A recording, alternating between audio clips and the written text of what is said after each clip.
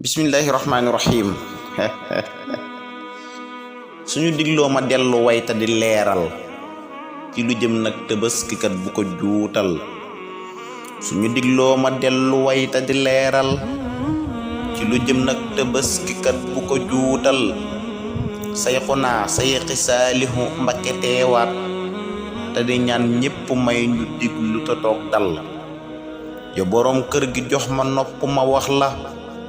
li ma gëm man nga def ko kon du la sonnal bu ñu àggee ca bis ba yow na nga rey xar te na doon góor dëgër te yow bu la yombul da nga wut xar mu doon jigéen bu fa teewul na nga wut bëy bu nekk góor bu ko tuutal